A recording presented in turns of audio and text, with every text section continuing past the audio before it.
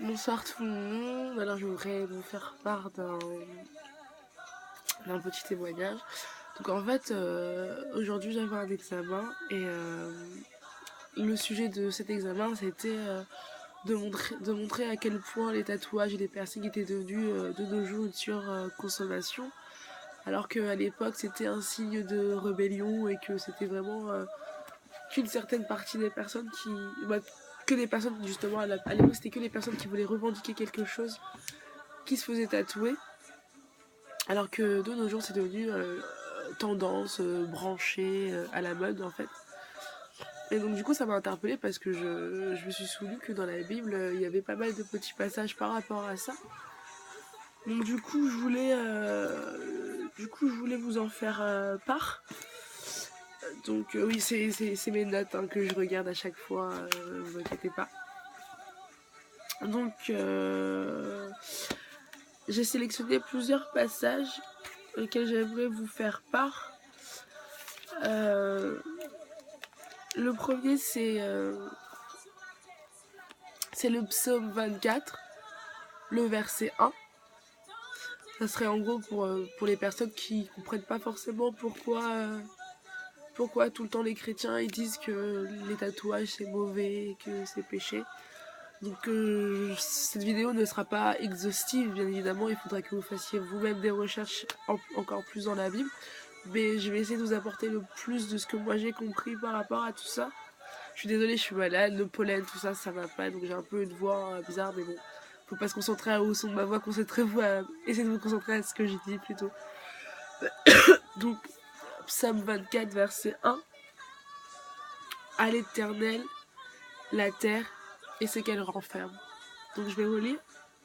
Psaume 24, pardon, verset 1. À l'Éternel, la terre et ce qu'elle renferme. Donc ce premier passage est clair. Donc ça nous dit tout simplement que tout ce qu'il y a sur la terre, sous la terre, dans les étoiles, dans le ciel, tout ce que vous voulez, partout, dans les nuages, partout, tout ce qu'on peut voir, et ben, tout ce qu'on a sur cette terre est à l'Éternel. Tout ce que cette terre renferme est à l'Éternel. Donc c'est pour ça que d'où le passage à l'Éternel, la terre et ce qu'elle renferme. Faut pas oublier que dans la Genèse, là-bas, on nous dit que Dieu créa l'homme à son image. Donc ça veut dire que déjà à travers la création de Dieu, vu que nous sommes des créatures de Dieu, on porte déjà sa marque. C'est comme s'il y avait écrit sur nous Made in God, Made by God, pardon. Made by God partout, genre Made by God. C'est écrit Made in China, Made in Pakistan, Made in Sokiwapi, je sais pas où. Là, c'est Made by God. Donc, on est fabriqué par lui, on vient de lui. Donc, tout ce qui est ici, tout ce qui est renfermé sur cette terre, lui appartient. Donc, en fait, ça nous montre qu'on a une empreinte divine, en fait, que Dieu nous a donnée au commencement. Dès le premier homme. C'est-à-dire que le premier homme sur terre, si je me trompe pas, faudrait aller vérifier, mais dans la Genèse, si je me trompe pas, je crois que le premier homme sur terre était là, le 6e jour. Donc ça veut dire que déjà, en ces jours-là qui étaient passés, Dieu avait déjà commencé à faire le ciel et la mer, c'est-à-dire le jour et la nuit, le ciel et la mer, les poissons, les oiseaux, tout ce qu'on peut retrouver dans les airs et tout ce qu'on peut retrouver dans la mer. Également tous les animaux qu'on pouvait retrouver sur terre. Donc tout ça avait déjà été créé. Et ensuite, donc le 6e jour, vu qu'on sait que le 7e jour, Dieu s'est reposé, donc le 6e jour, Dieu il a créé l'homme. Donc c'est qu'une fois qu'il avait achevé, entre guillemets, de créer la terre, qu'il a créé l'homme et à son image. Donc cette empreinte, donc ça veut dire que quand il nous a créé, il nous a laissé une empreinte divine. Et justement, cette empreinte divine, elle a été perdue par la chute d'Adam. Donc c'est pour ça que je vous ai posé une première question que j'ai postée sur la page, qui était: que représente Adam pour vous et qui est-il? Donc ça sera un sujet d'une autre vidéo dans quelques jours. Parce que là, ce qui m'a vraiment interpellée, c'était par rapport au tatouage, mais je suis obligée de passer par là pour vous expliquer, enfin pour vous emmener où je veux par rapport au tatouage. Donc, comme je vous disais, on est une empreinte divine dès lors où on a été créé par Dieu. Mais comme je vous dis, cette empreinte, elle a été perdue par la chute d'Adam. Lorsque Adam et Ève ont péché au jardin d'Éden, donc lorsqu'ils ont goûté aux fruits de la connaissance du bien et du mal. Donc, petit problème technique. Donc, hop. Alors, excusez-moi. Donc, je disais, donc oui, donc cette empreinte divine a été perdue par la chute d'Adam et Ève au jardin d'Éden. Bref. Mais ce que je veux dire aussi, c'est que ce qu'il faut pas oublier, c'est que oui, Adam et Ève ont chuté. Mais la chute est réversible. Elle est réversible car elle est rétablie. Elle a été rétablie par la rédemption qui est acquise par Jésus-Christ. À travers lui aussi également, donc à travers Jésus-Christ, on a reçu une nouvelle marque, la marque de la nouvelle alliance, qui est le Saint-Esprit. Donc là encore, ça montre que on n'a pas besoin de se graver des choses sur le corps, car on est déjà marqué par notre propriétaire. Donc notre propriétaire, c'est Dieu. Dieu, il nous a marqué comment? Par le Saint-Esprit. Qu'il a laissé comment? En ramenant Jésus-Christ, son Fils, qui s'est sacrifié pour nous et qui nous a laissé le Saint-Esprit. Mais tout ça, je vous expliquerai aussi dans une autre vidéo à part pour vous expliquer, entre guillemets, la différence, parce que il n'y a pas vraiment de différence entre le Père, le Saint-Esprit et le Fils. Mais ça sera encore sujet d'une autre vidéo. Donc, pour revenir au tatouage et au piercing, donc on a déjà reçu une marque de Dieu. Et d'ailleurs, donc par cette nouvelle alliance aussi, on a été renouvelé. Donc j'ai trouvé un autre passage qui illustre ce que je viens de vous énoncer. C'est dans Éphésiens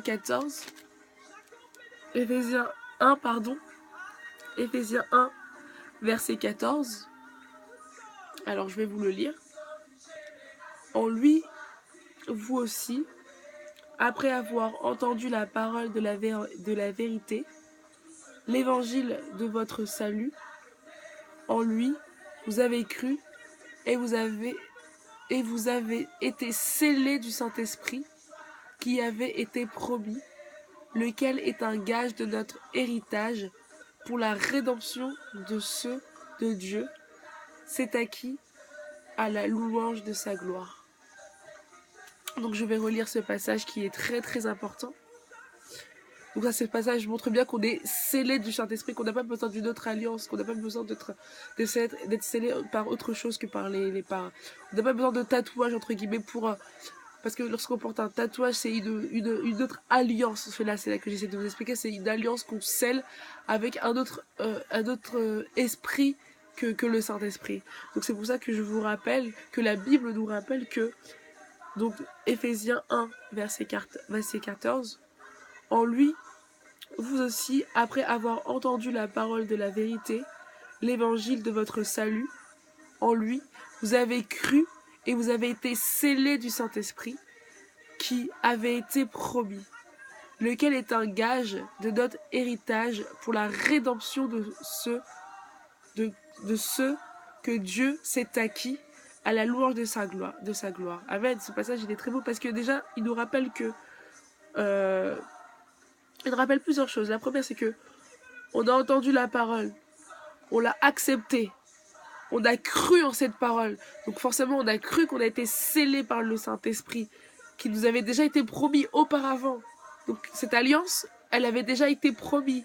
Mais c'est comme si on n'y avait pas cru. Mais maintenant, on y a cru. Donc on est scellé. Elle ne nous quittera plus. Quand on est scellé, c'est à vie. On est tamponné, c'est à vie. Mais comme c'est un héritage, c'est un héritage pour la rédemption de ceux que Dieu s'est acquis. Donc ça veut dire que déjà c'est Dieu qui nous choisit, entre guillemets, pour suivre ce salut, pour suivre justement ce Saint-Esprit par lequel il nous a scellés à la louange de sa gloire. Donc donc je vais poursuivre sur les tatouages. Donc comme je vous disais, ils représentent un signe d'appartenance, mais sauf que le propriétaire, c'est pas Dieu.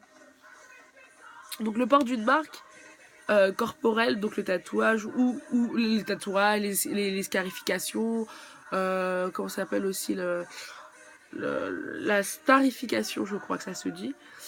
C'est un autre concept de tatouage, mais sauf quand vous savez enfin, je sais pas comment vous expliquer, mais c'est ceux que par exemple ils vont se suspendre ou ils vont se faire rentrer des implants dans la peau, des trucs comme ça. Tout ce genre de choses, hein, c'est en groupe.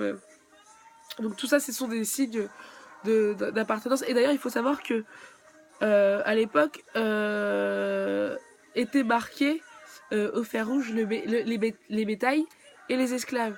Donc ça montre bien qu'on était que lorsqu'on qu'on était marqué justement de autre chose que par le Saint-Esprit, parce que le Saint-Esprit c'est quelque chose qui est en nous. On n'a pas besoin de le tamponner. Le Saint-Esprit on le montre, on le sent. Enfin, si quelqu'un entre guillemets par exemple, il y a des gens qui vont voir cette vidéo qui ne sont pas croyants, et ben moi, comme je proclame être l'enfant de Dieu et être scellé par ce Saint-Esprit, même si j'ai pas de marque partout, j'ai pas de croix ou de marque distinctif, mais par mon comportement, par ma façon d'être, et ben c'est là qu'on va voir que je suis vraiment enfant de Dieu. Et ben c'est ça, c'est comme ça qu'on est scellé du Saint-Esprit, parce que ça nous change notre comportement, ça nous change intérieurement, ça nous aide à devenir quelqu'un de meilleur, à aimer nos prochains, à devenir patient, tout ça, tout ça. C'est des choses qu'on acquiert au fur et à mesure qu'on grandit et qu'on a une proximité avec Dieu en fait. Donc comme je vous disais, avant étaient marqués du fer rouge les bétails ou les esclaves. Et il faut savoir que les nazis aussi, ils tatouaient ils tatouaient d'un numéro leurs prisonniers dans les camps de concentration pour marquer leur aliénation. Donc l'aliénation, c'est vraiment quand on est aliéné, c'est-à-dire que on est là, on suit comme des zombies, quoi. Genre tu fais, tu suis et basta. C'est tu suis et tais-toi, quoi.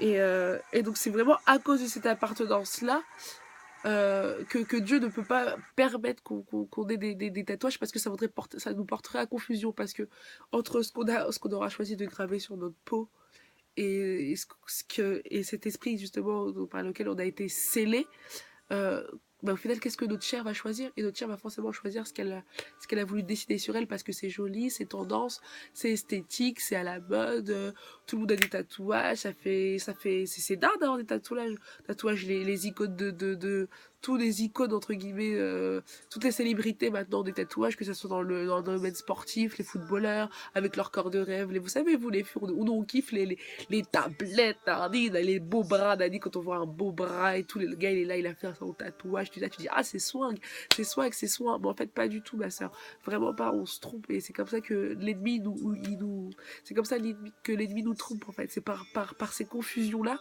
qui va, tu vois, il est trop vif.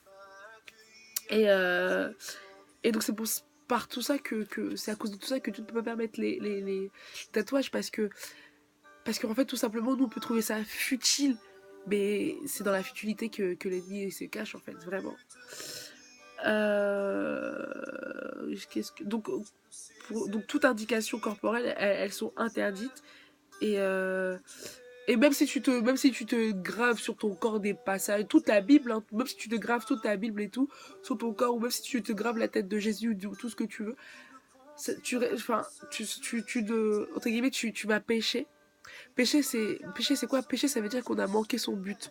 Manquer son but, ça veut dire qu'on n'a pas fait ce que Dieu voulait. Donc, Dieu ne veut pas qu'on se tatoue. Il ne veut pas qu'on se marque. Et donc, tu vas aller marquer ces passages, pourquoi?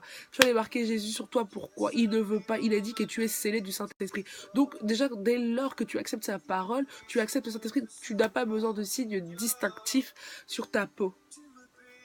Pour ça, parce que tu le loues avec ton cœur, c'est avec ton corps, avec ton cœur, avec ton âme. Ta chair, elle a pas, enfin, tout ce qui va être charnel, en fait, n'a pas besoin d'être, on n'a pas besoin de représentation. Moi, j'ai pas besoin de me tatouer la Bible sur tout le corps, de me tatouer des psaumes, des versets dit partout sur le corps, parce que c'est pas ça qui va nous sauver, mes frères. C'est vraiment pas ça. Excuse-moi, faut que je me bouche.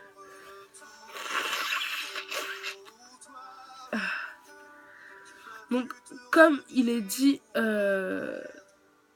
dans, dans Lévitique, je vais vous lire le passage d'ailleurs. Lévitique 19, 28. Vous ne ferez point d'incision dans votre chair pour un mort, et vous n'imprimerez point de figure sur vous. Je suis l'Éternel. Donc je répète, Lévitique 19, verset 28. Vous ne ferez point d'incision dans votre chair pour un mort, et vous n'imprimerez point de figure sur vous.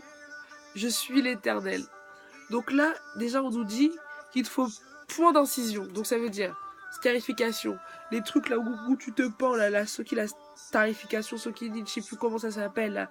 Ça, c'est pas... Selon la parole, hein, c'est pas moi, hein, c'est la Bible hein, qui le dit. Moi, j'ai rien inventé. Donc, ça, c'est pas bien. Pour un mort, c'est-à-dire quand vous perdez un être cher de votre famille. Je suis d'accord avec vous, j'ai perdu vraiment, pour ceux qui me connaissent, j'ai vraiment perdu énormément de personnes que j'aimais énormément dans ma famille, mais c'est pas pour autant que je me suis gravé leur nom. Parce que on leur appartient pas, faut les laisser partir, même si ça fait mal, il faut les laisser aller. Dieu sait toutes choses.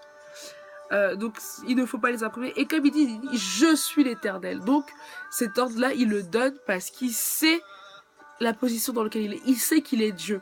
Il sait qu'il peut nous dire ce qui est bon ou mauvais pour nous. Et là, il nous dit qu'il ne faut pas le faire. Donc, mes frères, ne le faisons pas. Il dit pas graver mon nom à moi, il dit rien du tout. Et il répète qu'il est l'Éternel. Donc, il a bien conscience que il ne faut absolument rien graver sur lui, sur soi. Et ça me rappelle que dans la Bible, il est également dit dans 1 Corinthiens 6, versets 19 à 20, que notre corps est le temple de Dieu. Donc c'est-à-dire que notre corps, notre chair, ça là, cette joue que tu vois là, où tu dis les millions cette joue là, tout ça, ce corps, tout ça, ces mains, cette peau, cette chair, tout ça, c'est le temple de Dieu. Parce que déjà, il faut savoir que, bon, ça aussi, ce sera le sujet d'un autre enseignement que je ferai plus tard, mais il faut savoir que nous sommes esprits et que ce corps, c'est juste notre carapace, c'est juste notre comment dire, c'est notre bouclier. En gros, c'est notre vêtement. En fait, faut se dire que notre corps, c'est ce qui va revêtir notre esprit qui est en nous. Et ce corps, eh ben, c'est le temple de Dieu. C'est le temple de Saint-Esprit. Et donc, il faut pas le souiller d'une manière quelconque. Et d'ailleurs, dans l'Apocalypse, donc l'Apocalypse qui est le livre prophétique, pour que ceux qui ne savent pas qui est le livre prophétique sur la fin des temps, on nous dit que la bête reconnaîtra ses enfants car ils seront marqués. Et dans la Bible, il est énoncé différents marquages. Et dans les marquages justement de la bête, qui représente donc l'antéchrist, donc le chef de l'empire mondial actuel, donc il s'agit des tatouages. Donc là c'est plutôt un tatouage global, donc c'est un tatouage global. Donc il y aura ces tatouages. Il nous parle également de piercings en basse, mais il nous parle aussi de puces, excusez-moi, de puces qui seront carrément implantées dans nos corps. Mes frères et sœurs, la Bible elle a été écrite. Qui peut me dire quand est-ce que la Bible a été écrite? Comment si ce n'est pas Dieu, vous pouvez déjà savoir à l'époque qu'à la Wanake, on aurait des puces. Et ça pas besoin de... Même si vous n'êtes pas croyant, on regarde juste l'actualité. On sait que dans des pays, c'est déjà encore... Ils veulent déjà commencer à mettre ce système en place. Mais maintenant, si ce n'est pas Dieu, comment la Bible pouvait savoir qu'il y aurait ces puces et que ça serait des signes de la fin des temps à méditer. Donc on dit que voilà, que tous ces signes, c'est la marque de la bête, car en vérité, les tatouages nous lient en fait ce qu'on sait pas. Et c'est pour ça que je vous dis que le diable, il est dans la confusion, c'est que tous les tatouages que nous ferons, que ce soit sur une personne qui est morte, même si c'était notre propre famille, hein, ou peu importe, de la phrase, n'importe quelle chose que vous vous tatouerez, et ben c'est un lien que vous formez avec cette chose-là. C'est comme de l'idolâtrie. C'est un lien que vous formez, en fait. Et, et, et ce lien, il nous scelle avec des puissances au-delà. Et ces puissances, c'est des puissances des ténèbres. C'est des puissances des ténèbres. Pourquoi ces puissances ne peuvent pas venir de Dieu? Car Dieu interdit tout type de marque sur nous. Donc ça peut pas être une bénédiction de Dieu, en fait. Même si on écrit un passage d'amour ou quoi que ce soit, on se lie à une puissance des ténèbres parce que déjà dès lors où on désobéit, donc dès lors où on manque le but, dès lors où on pêche, eh ben Dieu ne peut pas aller avec parce que les ténèbres et la lumière ne vont pas ensemble. C'est comme l'eau et l'huile, ce n'est pas mixible. Pourtant, mais vous prenez de l'eau et vous rajoutez du sirop, ah c'est bon, c'est goût, ça se mélange. Mais l'huile et l'eau ne seront jamais miscibles. Et donc nous, toutes ces figures qu'on croit qui sont anodines, les Disney, Nani, Nana, toutes les figures, peu importe, qu'on va vouloir s'imprimer sur nous à vie d'ailleurs, parce que c'est à vie, même si maintenant il y a des lasers même si maintenant avec les lasers on peut les enlever, mais sachez que c'est très onéreux, c'est très très cher, ça va entre, bon ça je l'ai appris tout à l'heure, hein, croyez pas que, ça je l'ai appris tout à l'heure comme je vous ai dit suite à mon examen, c'est entre 100 et ça peut aller de 100 à 300 € la séance, sachant qu'il nous faut plus de 10 séances par mois pour enlever le tatouage, et que le tatouage est retiré en totalité que 2 ans après. Vous imaginez juste tout l'argent que vous allez dépenser bêtement pour enlever quelque chose que vous pouvez avoir évité dès maintenant. Et puis comme je vous rappelle, il faut se rappeler que notre corps est le temple de Dieu, que le temple de Dieu se trouve en nous par notre corps, en fait. Notre corps est le temple de Dieu. Mais après, faut pas, je suis pas en train de blâmer ou en train de faire culpabiliser ceux qui sont déjà tatoués. Ceux qui sont déjà tatoués, c'est pas grave. Lorsque vous vous êtes tatoué, vous ne le saviez pas. Vous ne saviez pas les conséquences, vous ne saviez pas où est-ce que vous y allez vraiment. Et Dieu, il est miséricordieux, donc ça, il ne faut pas l'oublier. Donc, si vous êtes déjà tatoué, c'est pas grave. Vous avez juste à aller vers Dieu, à vous confesser et à lui demander pardon. Et il vous pardonnera si c'est sincère et qu'il juge que c'est sincère. Et vous serez sauvés, donc, parce que vous suivrez, après vous avoir demandé pardon, vous suivrez ses paroles, vous suivrez ses préceptes, donc ses commandements, vous voudrez avancer avec lui, et de là, bah, vous serez sauvés. Et il faut pas oublier que la Bible dit dans Romains 8, verset 37, que nous sommes plus que vainqueurs grâce à celui qui nous a sauvés. Et celui qui nous a sauvés, c'est Jésus-Christ. Et comme je vous ai dit, même si je ferai une vidéo par rapport à ça, il a scellé une nouvelle alliance, qui est le Saint-Esprit. Donc on bénéficie du Saint-Esprit. Tous même les païens, même ceux qui ne croient pas en Dieu, bénéficient du Saint-Esprit. C'est juste qu'ils ne laissent pas croître en eux. Donc c'est pour ça que je vous invite à laisser croître le Saint-Esprit en nous, en vous, en nous, en moi, en chacun d'entre nous, pour que justement on se rende compte des confusions que le diable, que l'ennemi essaye de nous mettre. Donc voilà, j'ai essayé d'être le plus clair possible. Si vous avez le moindre question, n'hésitez pas à me la poser, ou même si vous n'êtes pas d'accord avec ce que j'ai dit, n'hésitez pas à le dire. Franchement, j'essaye vraiment c'est vraiment un endroit, une page de partage. Et donc, n'oubliez pas non plus de me dire ce que vous pensez de Adam, ce qu'il représente pour vous. Et puis, bah, je vous dis à très bientôt pour la prochaine vidéo.